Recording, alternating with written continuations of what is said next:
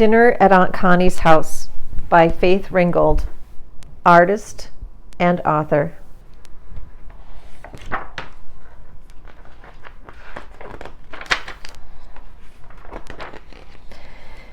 My Aunt Connie is a great artist. She and Uncle Bates live in a big, beautiful house on the beach in Sage Harbor, Long Island.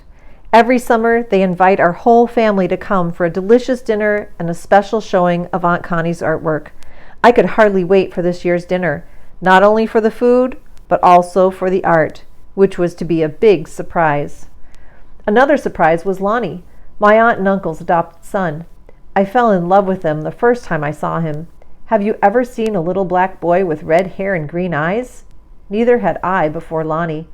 While the rest of our family relaxed on the beach before dinner, Lonnie and I went into the house and played hide and seek. I heard some noises up in the attic and climbed the stairs to see if Lonnie was up there.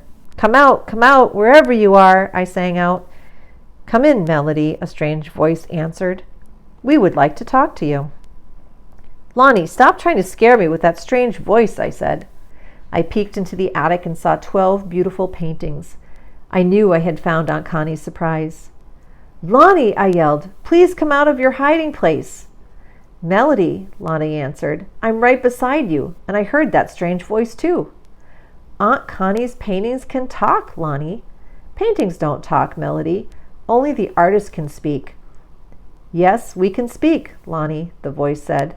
"Who are you?" we chimed in chorus as we held hands and entered the strange room. "I will be the first to speak. I am Rosa Parks. I was born in 1913 in Alabama. I am called the mother of civil rights movement. In 1955, I was arrested for refusing to sit in the back of the bus.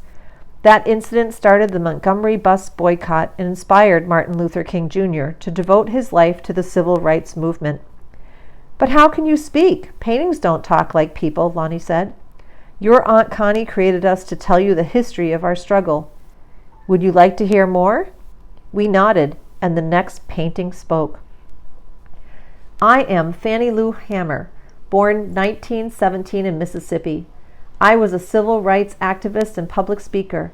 I worked with Martin Luther King for voters' rights in the South. I helped thousands of people register to vote. My dream was education. I am Mary McLeod Bethune, born in 1875 in South Carolina. I founded Bethune-Cookman College. I was a special advisor to President Franklin D. Roosevelt and Harry S. Truman and founded the National Council of Negro Women, an organization that has more than 1 million members. I was a sculptor. My name is Augusta Savage and was born in 1892 in Florida.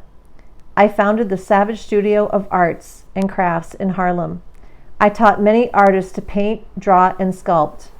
Maybe you've heard of one of my students, the famous painter Jacob Lawrence. My name is Dorothy Dandridge, born in 1922 in Ohio. I was the first African-American actress to become a Hollywood star. I was nominated for an Academy Award in 1954 for Best Actress for the film Carmen Jones. I starred in other films with famous actors such as James Mason and Joan Fontaine. I am Zora Neale Hurston, born in 1901 in Florida. "I know who you are," I said. "You're a famous writer." "Yes, Melody. In the 1930s, I was the most prolific African-American writer. My books, Their Eyes Were Watching God, Moses, Man of the Mountain, and Mules and Men, are considered among the best examples of American writing. I was born way back in 1803 in Connecticut. My name is Maria W. Stewart. Back then, women could not be public speakers, yet I spoke out for human rights of oppressed blacks. I was also the first African American to lecture in defense of women's rights. I'm Bessie Smith, Empress of Blues. I was born in 1894 in Tennessee. I was once the highest paid African American artist in the world. The great jazz trumpeter Louis Armstrong was one of my accompanists. I inspired many singers with my soul and spirit. People call me Moses. I am Harriet Tubman, born in 1820 in Maryland. I brought more than 300 slaves to freedom in the North in 19 trips on the Underground Railroad and never lost a passenger. Among them were my aged mother and father and my 10 brothers and sisters. I am Sojourner Truth, born in 1797 in New York State. I was an itinerant preacher and an abolitionist with Frederick Douglass and William Lloyd Garrison. I spoke out for women's rights during slavery when no American woman had the right to vote. I met and spoke with President Abraham Lincoln.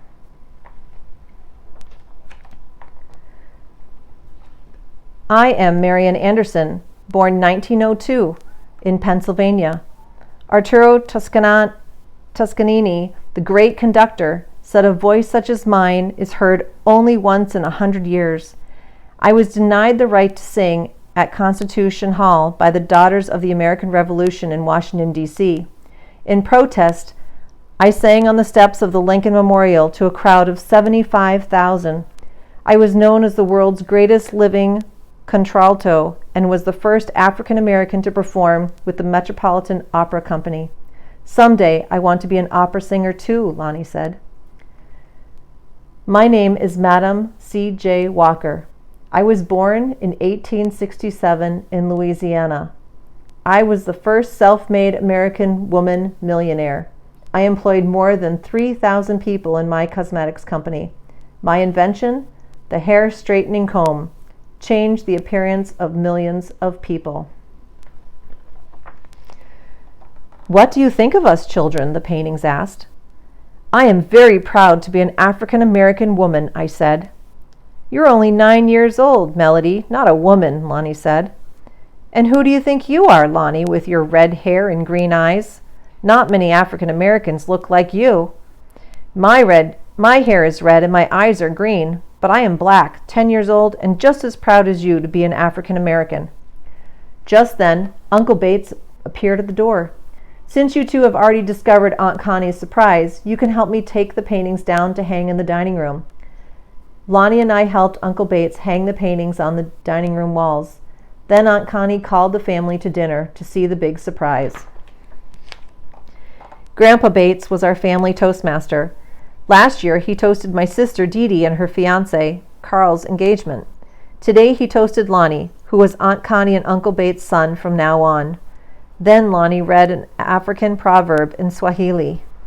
A good tree grows among thorns. Aunt Connie's smile told us she knew we had been talking to the paintings. Lonnie and I winked back at her, keeping the secret. Aunt Connie's dinners are the best.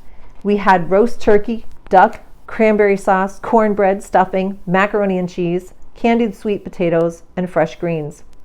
Seated around the table were the usual people: Aunt Connie and Uncle Bates, my mother and father, Grandma and Grandpa Bates, my sister, Dee Dee, and her new husband, Carl, and Mr. and Mrs. Tucker. But only Lonnie and I knew that today's dinner was extra special. It was magical. As we ate, Aunt Connie spoke about each of the women in her portraits.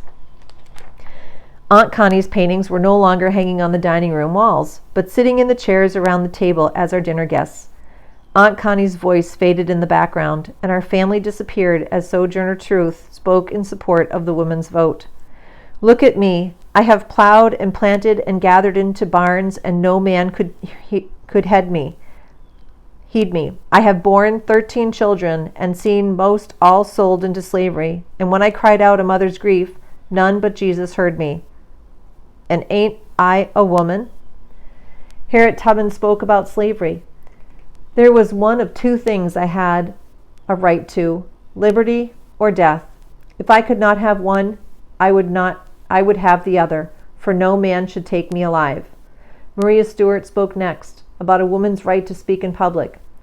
Men of eminence have most risen from obscurity, nor will I, although female, of a darker hue and far more obscure than they, bend my head or hang my harp upon willows, for though poor I will virtuous prove.